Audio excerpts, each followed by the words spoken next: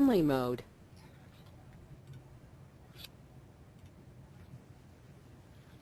Good afternoon, everyone. This is Anthony Bowman, Community Partners Network Manager here at Advancing Justice AAJC. Welcome to our webinar on the VRA for Today campaign.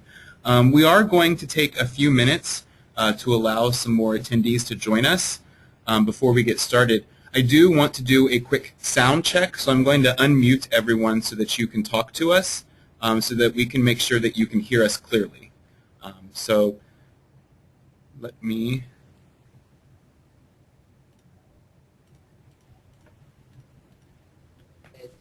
Okay, can everyone hear us? Hey, yeah. Okay. Is there anyone having problems? I guess if you couldn't hear us, you wouldn't be able to say anything.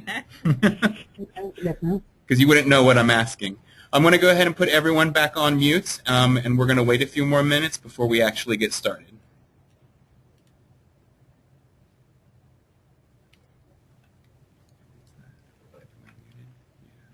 We got 6. This is good.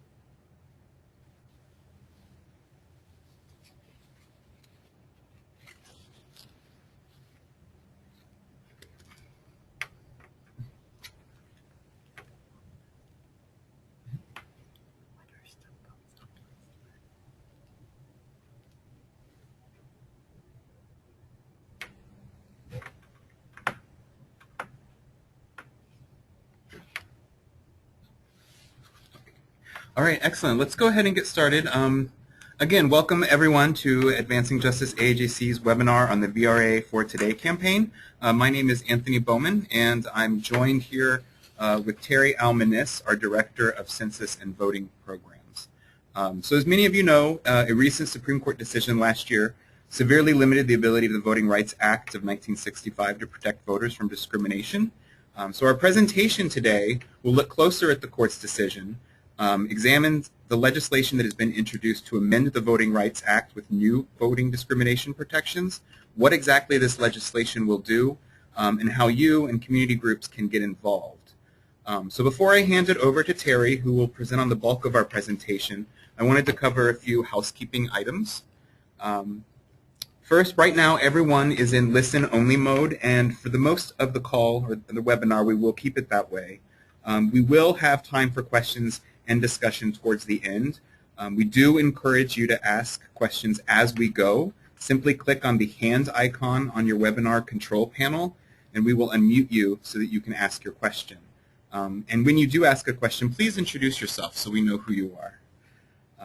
For those of you who don't have audio on your computers, you can dial in by telephone. Under the audio section of your webinar control panel, just select telephone, and a dial-in number with a PIN unique to you should be displayed that you can call in on. And lastly, if there are any members of the press joining us today, please treat everything you hear as confidential and off the record.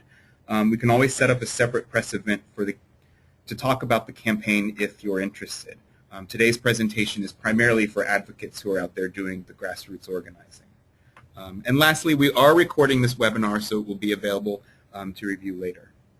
And with that, I'd like to go ahead and turn it over to Terry Almanis, who will start our presentation today. Great. Thank you, Anthony. Okay, let me get this going. So today, we, as Anthony had mentioned, we're going to start quickly with just an overview about the Voting Rights Act of 1965, what happened in the Supreme Court decision, the case Shelby County v. Holder, and then kind of where we are now and what we can do to fix that egregious decision. So starting with the Voting Rights Act of 1965, I think many of us recognize that this is one of the, or has been called, the crown jewel of the Civil Rights Acts that were enacted back around the 60s to really address the long history of discrimination against primarily African Americans. Until 1965, African Americans in the South were systematically and violently denied the right to vote. And during that same time, Asian immigrants were denied the ability to become U.S. citizens and were prohibited from voting or owning land until the mid-50s and 60s. And so we saw equally that Asian American voters were also denied the right to vote during that time.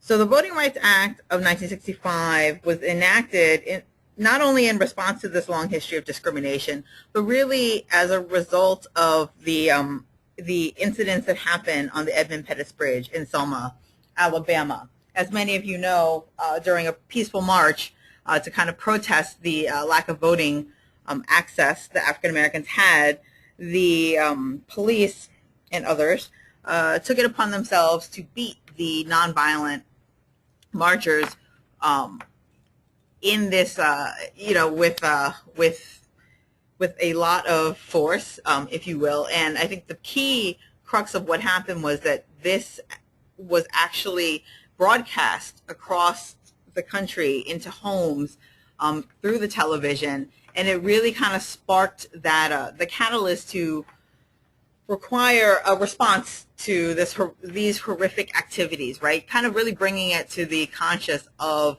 the country that while this was a particularly horrific event, it wasn't a singular event. And so the Voting Rights Act of 1965 was born, if you will. And this landmark legislation enforces the 15th Amendment, which says that the right to vote should not be denied on account of race or color. I think it's important to note that the Voting Rights Act of 1965 was reauthorized by Congress 4 separate times, all with bipartisan support since its passage. The most recent reauthorization was in 2006 and was signed into law by President Bush. Now, the Voting Rights Act does a number of things, but primarily prohibits discriminatory voting practices that have denied voting rights to racial, ethnic, and language minorities. And this law has really been responsible for much of the progress made to prevent discriminatory voting practices in America over the last 50 years and to grant access to voters of color.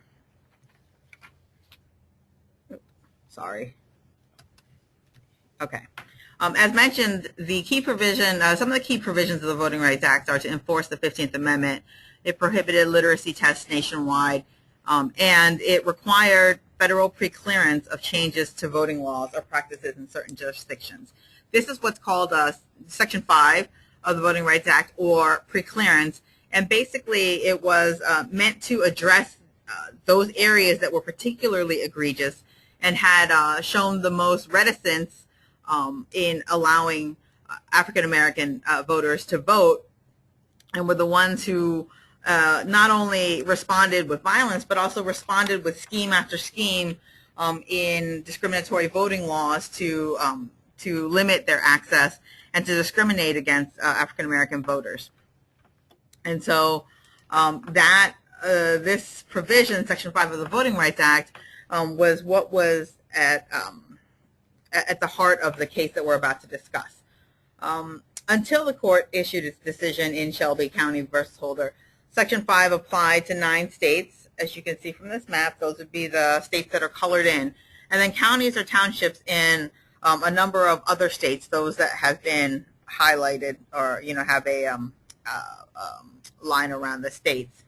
And I think what's important to note is that this coverage has pretty much been in place for the last 50 years. And what it requires is for these jurisdictions, prior to them actually implementing any voting change, they had to go get approval from either the Department of Justice or from the United States District Court of the District of Columbia.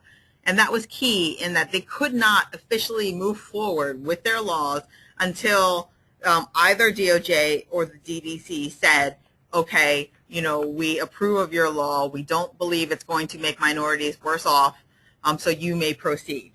And so that was a very powerful tool that we had. And the way these jurisdictions were, captured for Section 5 coverage was Section 4B of the Voting Rights Act. And essentially it contained a formula that just had numerical values that determined which of these would be subject to Section 5 preclearance. So what happened with Shelby County v. Holder?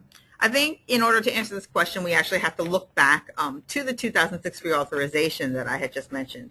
Immediately following the reauthorization in 2006, we saw a constitutional challenge to Section 5 by a small municipality in Texas. While in that case, the Supreme Court decided not to address the constitutional issues, it instead decided that particular case on a technicality, and Section 5 sort of lived to see another day. After that case concluded, several more cases were brought to challenge the constitutionality of Section 5. And Shelby County v. Holder, and Shelby County is in Alabama, is the one that made it up to the Supreme Court, which heard oral arguments early in 2013 and issued its decision later that year in June.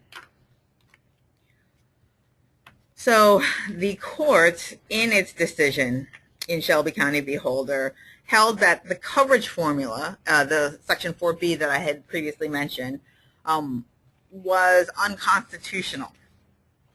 It did not, however, address the constitutionality of Section 5 itself. So right now, we have Section 5 still in place, ready to be used as a tool, but we have no place to actually apply Section 5 because the Supreme Court said that the formula used to determine the coverage was based on quote-unquote decades-old data in eradicated practices, and held that that was not constitutional.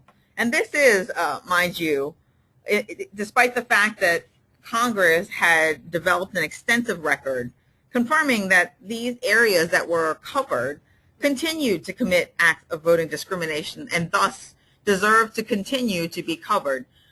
There is a provision of the Voting Rights Act that allows for jurisdictions who are quote-unquote good actors to bail out. And so the idea in 2006 was if you had a clean record, if you were a good actor, you would be able to bail out, and thus anybody who was still captured continued to be a bad actor and deserved this remedial action of requiring preclearance. I think it's also important to note that while the Supreme Court stated that the formula that was used was not proper because of its reliance on old data, it did mention that no one doubts that voting discrimination still exists, and this is from the Chief Justice, and it invited Congress to draft policy with a new modernizing formula to address their concern about how the formula was based on old data. So what does the Shelby decision really mean in real life terms? I think one thing that stood out in Justice Ginsburg's dissent was this image, which came from this quote of hers, which is, the sad irony of today's decision lies in its utter failure to grasp why the Voting Rights Act has proven effective. Throwing out preclearance when it has worked and is continuing to work to stop discriminatory changes is like throwing away your umbrella in a rainstorm because you're not getting wet. And we did see and have seen and continue to see that states are taking advantage of the fact that they no longer have this requirement to get approval for their voting changes. So shortly after the Shelby decision, we saw North Carolina's governor sign a new law requiring state-approved photo ID to vote, shortening the period for early voting, and other activities that are other changes that are meant to minimize people's access to the ballot. And that came out just weeks after the decision was made. Even shorter was Texas, who came out pretty much immediately after the case and said that they were going to implement their voter ID law. Now, mind you, this voter ID law was rebuffed by the U.S. District Court of the District of Columbia in a Section 5 objection when Texas first introduced the law and tried, to make that change.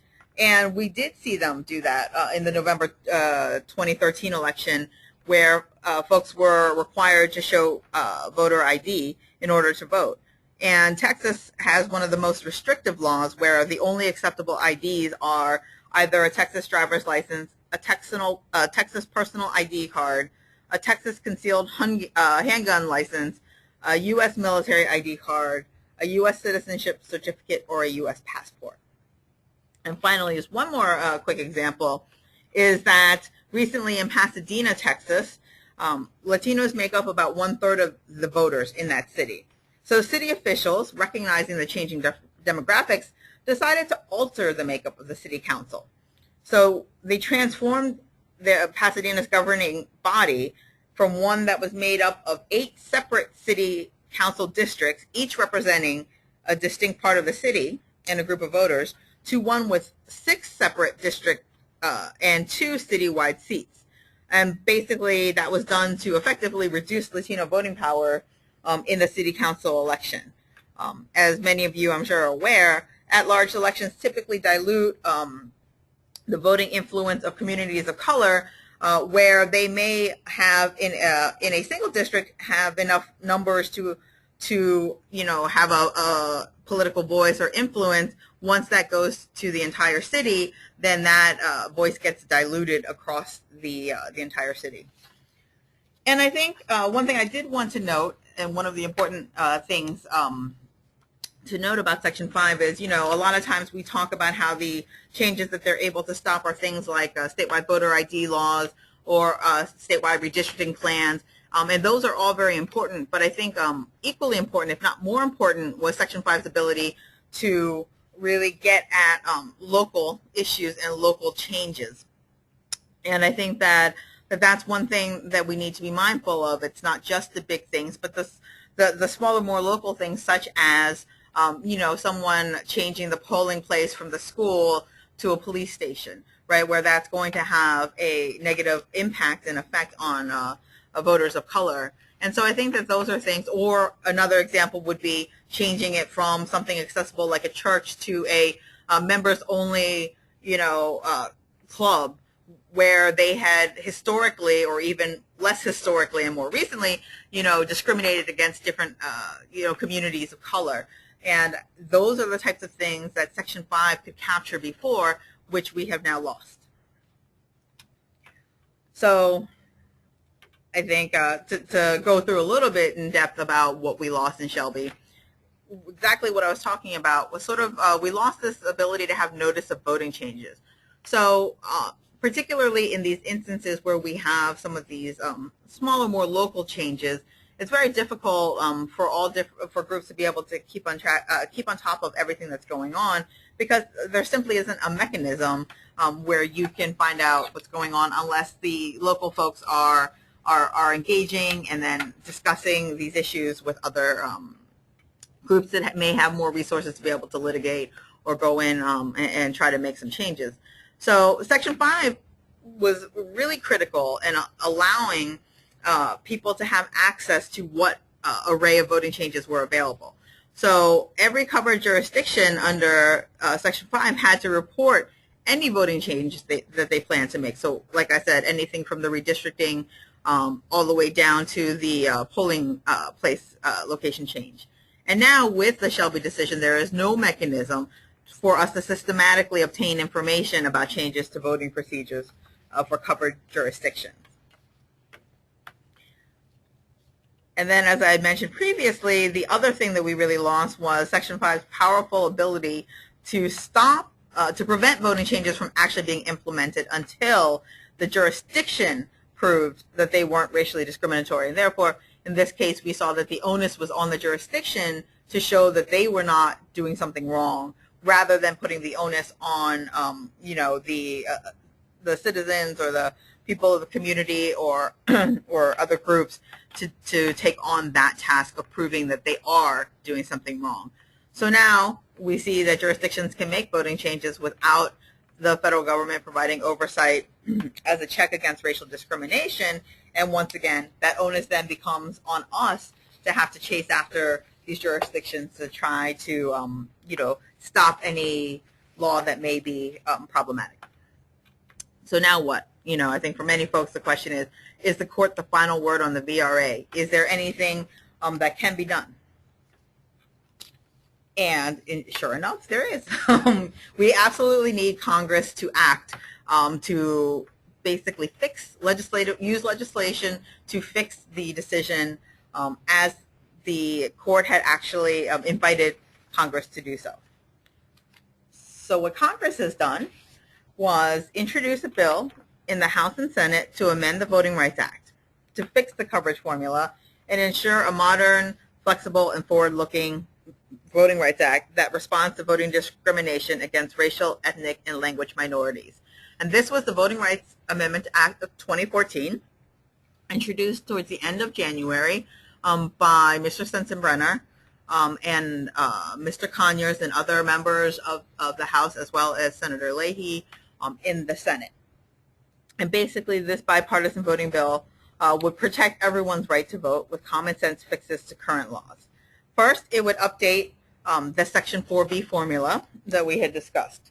And the new formula would, in essence, look at whether a state or locality committed a specific number of violations, voting rights violations, in the last 15 years to determine who would be captured by Section 5.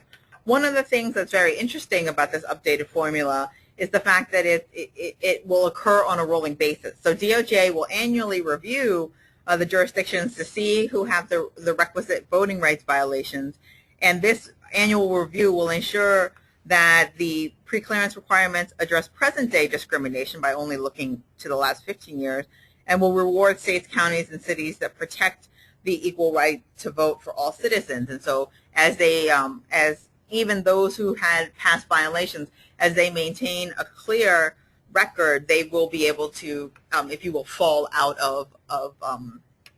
of coverage for Section 5. And so I think that is, one of the ways that the bill is attempting to address the court's concern about reliance on old data. Another change that will be made through this act would be to really enhance the court's power to stop discriminatory voting changes from going into effect. First, it would allow, it would give courts more power to be able to use during the preliminary injunction process. Would give them more powers to be able to issue those preliminary injunctions so that the voting change would be temporarily stopped from going into effect until the case would be heard on its merits to determine whether or not there was actually a discriminatory effect. This is particularly important because voting in some ways it's very different than other civil rights laws in the sense that once an election has happened, there really is no effective remedy that can be given. If somebody has, for example, there's a discriminatory redistricting plan, but the election moves forward, and you've now, had somebody who has won that seat. Any efforts moving forward, even if you hold another election, that person is technically an incumbent now, and you've, changed the dynamics of the voting field or the candidate field from not being able to stop it beforehand. And so you really, voting really requires the ability to make sure that bad things don't happen beforehand and not after the fact. It's not like an employment discrimination case where you can provide some effective remedy, whether it's back pay, etc. And another piece that allows the court more power would be to have more power to bring jurisdictions under Section 5 preclearance obligations. So currently there is something called a bail-in. I mentioned a bail-out. Now courts can also say that in a voting case, as one of the remedies, that you're such a bad actor, you need to be under Section 5 preclearance obligations so that we can kind of, in essence, monitor you to make sure that you're not continuing these types of egregious activities. The way it currently stands is that a jurisdiction can only be brought in if there is a constitutional violation, and this bill would actually expand the basis upon which a jurisdiction could be captured to other violations, whether it's a constitutional violation, it could be an effects violation, and most importantly, it could also be a Section 203 violation, which I think for our community is particularly important. Another important aspect of this bill is the notice and transparency.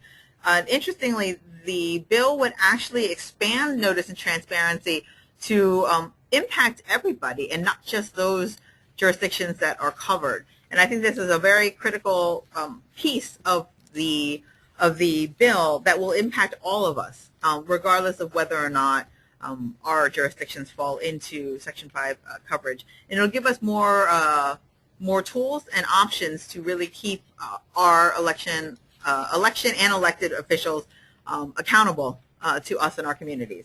And then finally, the bill would also expand the DOJ Federal Observer Program. Currently, the DOJ can only send, the Attorney General can only send observers to Section 5 covered jurisdictions. And the power of the Federal Observer Program is that federal observers must be allowed access to the polling place. The jurisdiction can't say, no, we don't want you there, no, we don't think you belong there. It absolutely must allow them access to the polling places on Election Day. The department does also send what they call attorney monitors, and the attorney monitors do not have that same access. And so a jurisdiction could tell them, no, we don't want you in the polling place, so we're going to deny you access. And for us in the Asian American community, that's been particularly problematic because under the old regime, Section 203, jurisdictions could simply tell the attorney monitors that you can't come into the polling place. And as we all know, checking up on Section 203 compliance requires you to be in the polling site to be able to see whether or not the bilingual poll workers are there, or whether they're actually interacting with the voters, whether they're providing the signs and the translated materials, whether the translated materials are easily accessible, and so forth. So this bill would actually expand the DOJ Federal Observer Program to both Section 5 covered jurisdiction as well as Section 203 covered jurisdictions, and that's something that is particularly big for us. And so just to highlight why the Voting Rights Act, Amendment Act is important for Asian Americans is that we know that voting is something that is particularly important, and it really equates to power, right? And it impacts our ability to have a say in how our communities, whether that's a local community to the community of the nation as a whole, really gives us the opportunity to help shape what our country will stand for and what the laws will be of the land. So this is why protecting voting rights is such a fundamental issue for Asian Americans. And one thing that's interesting to note is that Asian American populations in former Section 5 covered jurisdictions were really growing rapidly, and we were poised to really be able to take advantage of this powerful tool right as the Supreme Court, in essence, kind of gutted it without the formula. And we know that we'll need to have powerful protections in place to address the continuing voting discrimination that we'll see, particularly in places where we are growing rapidly. We know that racial tensions can arise in such situations, and so it'll be very necessary that we're able to both monitor what's going on in these jurisdictions and have the tools we need to push back against them. And then, as I mentioned in the previous slide, that we have enhanced support for protections for limited English proficient voters, and that is going to be particularly key for our community. So quickly before I turn it over to Anthony, I just wanted to note that where we stand, as I noted, the bill was introduced in both chambers on January 16th of this year. Our primary focus right now is the House of Representatives. The idea is to pass the bill through the House, get it through the Senate, and get it signed by the President, ideally by the August recess, certainly no later than September. we must get this done before the midterm elections. If we do not, it will be the first midterm election that we will see without Section 5 as a protection since 1965. Okay, great. So our immediate goal is to schedule a hearing in the House. And the hearing is the first step post the introduction, as noted. And it'll be a chance for the members to hear testimony about the bill. This is going to be particularly important because with the massive turnover in membership with the 2010 election on, we have a lot of members who are just not well versed in the Voting Rights Act, are not familiar with it. And so there's a lot of education that needs to be done to bring people up to speed and to get them supportive and behind the bill to get us to pass. So I think that I'm going to turn this over to Anthony now to discuss the ways that you all can get involved and help us move the process forward and get this train back on the tracks and moving. Thank you, Terry. I know that that was a lot of information that Terry just shared with everyone. So before we do get further into the campaign itself and possible actions or ways people can get involved, I'd like to go ahead and open it up for questions. And I'm beginning to unmute everyone, so please keep that in mind. We can all now hear each other. So yes, does anyone have any questions either about the Supreme Court decision or the legislation?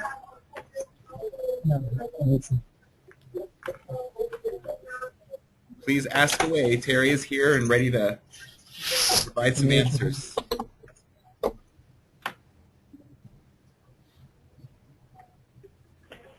Okay. All right. Well, if anything does come up, if any, oh, I see someone has a question. Ling Mei? Yes, hi, this is Ling Mei. I'm with the Sampan newspaper in Boston. I was just wanting to double check. The Section 5, it requires the states, townships, and counties to check in with the Department of Justice. And what was the other federal agency? Oh, it was actually the U.S. District Court of the District of Columbia. So it was actually a court. Oh, okay. Okay, thank you. All right, Ling Mei, and I can reach out to you and connect you to Terry directly so you can discuss some of the details with her more. Did anyone else have a question? You don't have to use the raise your hand feature. Just feel free to speak up.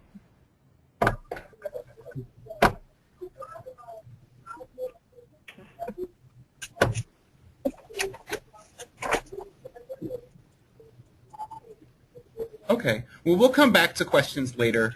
So I'm going to go ahead and mute everyone again so we're all in listen-only mode, and then continue with talking about the campaign and where we are and how people can get involved. So as Terry mentioned, right now we are primarily focused on the House Judiciary Committee. Now in the future, our focus will shift to other House members as the bill hopefully moves out of committee and onto the floor for final debate and vote. And at some point this summer, we will need to focus some attention to the Senate. But for right now, we are primarily concerned with that House Judiciary Committee.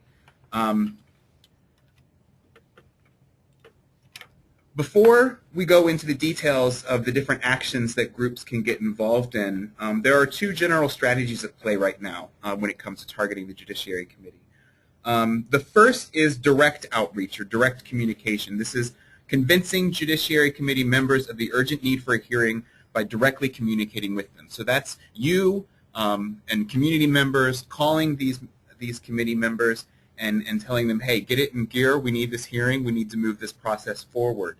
The second general strategy is sort of what I call peer pressure, and this is convincing other U.S. representatives to reach out to the Judiciary Committee members and request a hearing on their constituents' behalf. So this is you calling your member whose district you live in or communicating with them somehow, be it at a town hall meeting or through Twitter, and telling them that you really appreciate their help reaching out to the Judiciary Committee and that this legislation is very important to you. So some of those specific routes of communication and how you can start doing this work We understand that for many of you, working on federal policy issues is very challenging because you have limited time. You're focused on working with your organizations. Many of you have clients and are running programs, or you're invested in local policy issues as well. So what we've done here is divide up this menu of possible actions into 3 different tiers based on the amount of time that these actions take.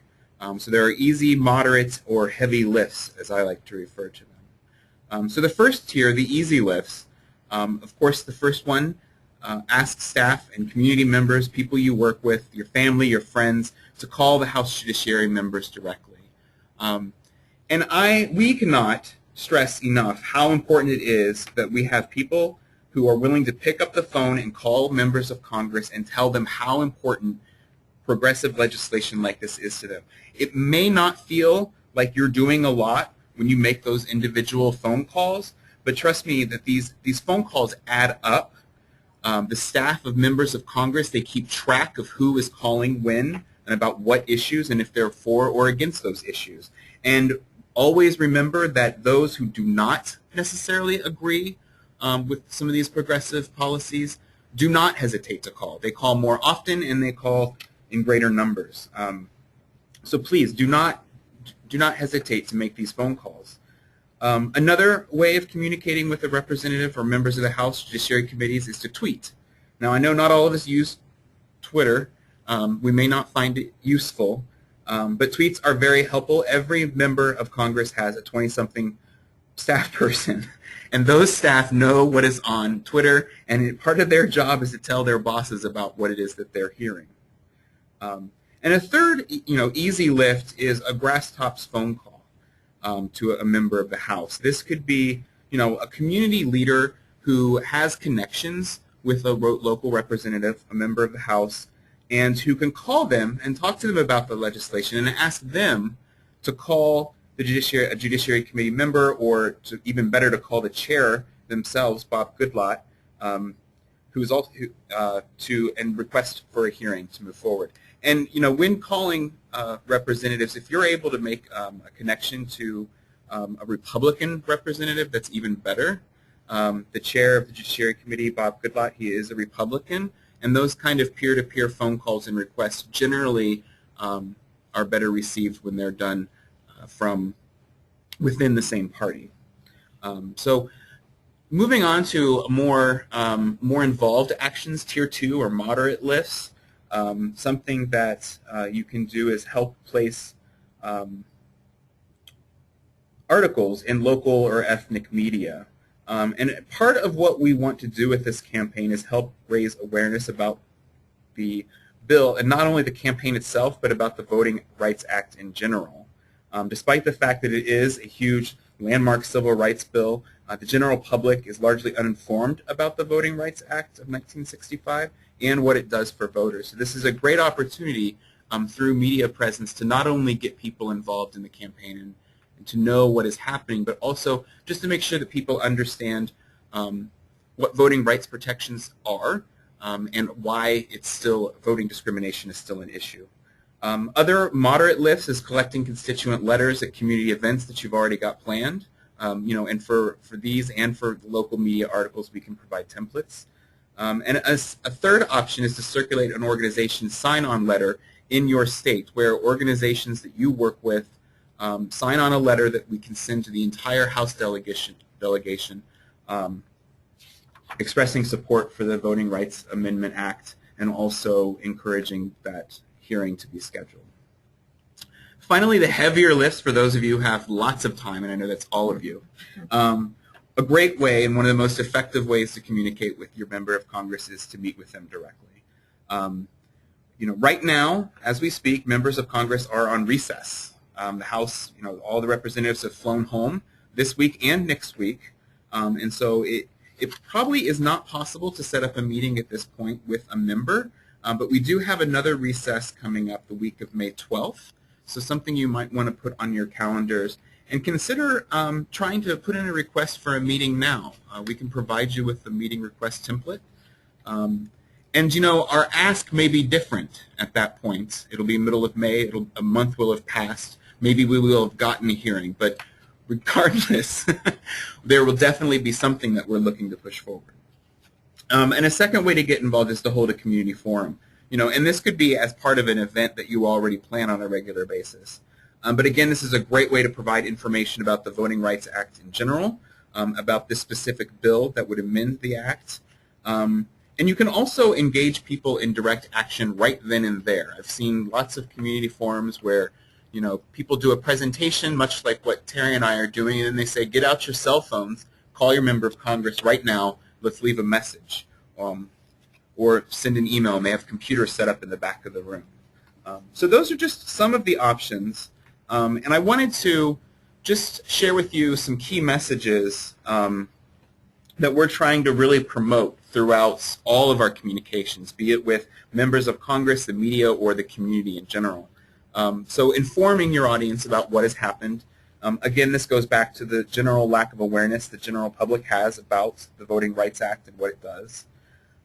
Expressing urgency, and that we really need to act now to protect everyone's right to vote. And as Terry said, with the midterm elections coming up this fall, if we haven't passed this act, it will be the first major election that we've had in nearly 50 years where there are not voting discrimination protections in place that are protecting our constitutional right. A third point is that discrimination is real. This is the court struck down the formula in the Voting Rights Act based on the fact that it was based on old data. But discrimination is still happening, which is why the proposed bill is really focusing on creating protections that are based on recent and current voting discrimination instances. And finally, it's really important to emphasize to people that this is not about politics. This isn't about who wins elections or who's voting for who. The VRA is designed to protect everyone regardless of who they are voting for. And this is why, generally in history, it's enjoyed bipartisan support, because both parties recognize that it's important for people to be able to vote. And similarly, the last one, we're really emphasizing that these are common sense remedies that protect everyone. So moving on. Just in conclusion, before we open it up for more discussion and questions, I want to emphasize a couple of points. Again, your voice really does matter. I can't emphasize enough how important making phone calls, tweets, and individual letters are. If your politicians don't hear from you, their constituents, they're not going to believe that you care about this issue. And, unfortunately, it's often that the opposition to policies such as this is out contacting us 4-to-1. And so if there are representatives who are on the fence, people that we really need to get to vote yes on this issue, they might go the wrong way if they're not hearing from constituents. The second point is to share with us what you do. If you collect letters, email us copies, and we'll stop by the member of Congress that you sent them to here in D.C., and we'll echo your message and bring more visibility to your local advocacy efforts and to your organization. And finally, we are here to help. If there is something that you want to do, we can provide template letters, articles, example press releases, scripts for calling members of Congress if you wanted to have a phone banking session. We're also available to work with you directly to strategize for meetings or events that you might be scheduling. And after this call, we will share with you a campaign packet that includes much of the information that we just presented to you on. It includes a backgrounder about the Voting Rights Act and the Shelby decision. It has a in-depth bill summary that looks exactly at what the Voting Rights Amendment Act will do. It includes a list of options for getting involved and also some frequently asked questions that you might hear from media or from members of the community in general. And we will also share ongoing our most up-to-date talking points and grassroots toolkit to help you with your work. So now I'd like to go ahead and open it up for questions and some discussion. So again, please introduce yourself. And I think first maybe we can start with questions about anything. Yeah, be it the bill itself or options for getting involved.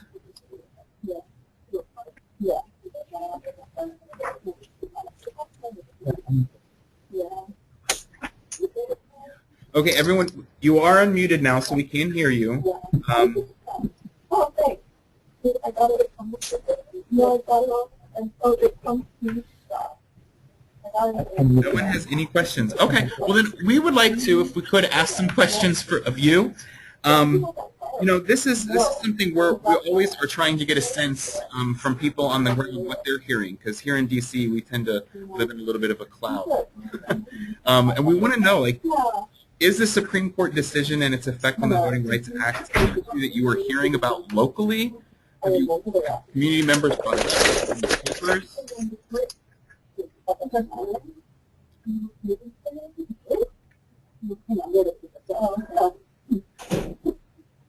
You know, I know some of the people on the call come from states that were previously covered under Section 5.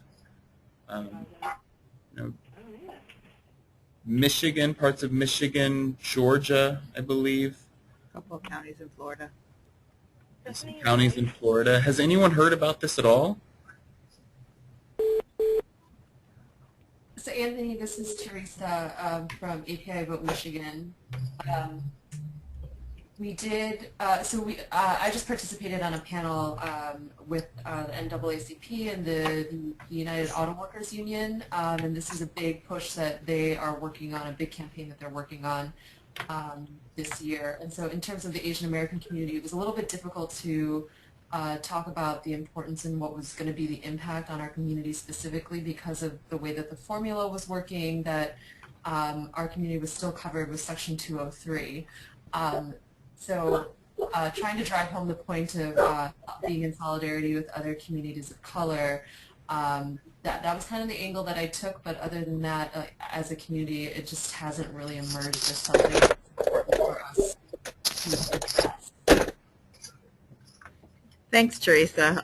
That's great. You know, I think definitely we have been in a similar situation, for example, during the 06 reauthorization where, you know, Section 5 has had limited, resonance, I think, for the Asian American community just because of where the jurisdictions were located and where our communities were located.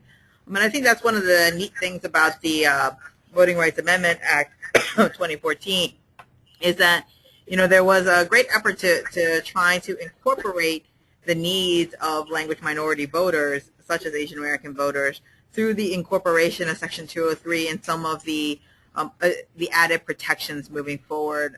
And so I think that we have an opportunity to both, engage our communities with this, but also maybe help educate even our allies about the importance of Section 203, so that we can strengthen those solidarity efforts across different communities. And Teresa, I believe you all were also, you in particular, I think, had testified at the Lawyers Committee hearing. I wasn't quite sure if that was the exact same event you were just talking about, but I did want to flag for everybody that the Lawyers Committee for Civil Rights Under Law has been hosting a series of hearings, either locally or regionally, to try to help build the, to really collect the stories about voting discrimination and what the impact of the decision would be for, for our communities if Congress does not respond. And so I think that, it's important. I know Anthony has sent out messages about the commission and their hearings, and, we've had great partners like Teresa to engage in this, and I believe we had partners in Minnesota, Georgia, and Boston to participate in these hearings. So that, I think, is another way that you can support this effort that maybe isn't directly directed, if you will, to Congress, but would have an impact on the congressional efforts. And, that's something that we would certainly be happy to help you with. I think that Anthony has the list of the hearings and the hearing dates that are still to come. And, we can certainly work with you with respect to framing testimony and stuff if you need. Has anyone else heard anything or have something they want to share in terms of, are people talking about this locally? Have you heard your representative say anything about this bill?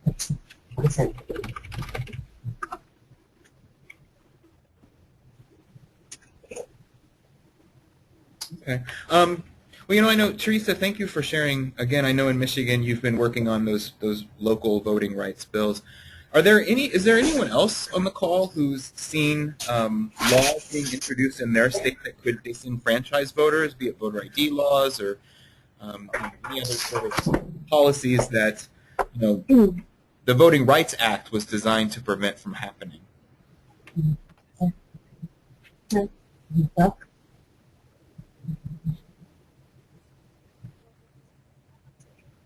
Don't be shy.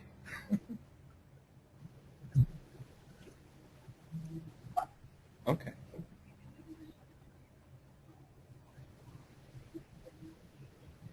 Okay. Well, I guess, moving on, kind of circling back around to getting involved and doing some actions locally and keeping in mind, that there are simple things and more heavier lifts that take more time that people can do. Are groups interested in doing something? Do you have ideas about ways you can target local representatives? Do you have moderate Republicans near you that you think might support this issue?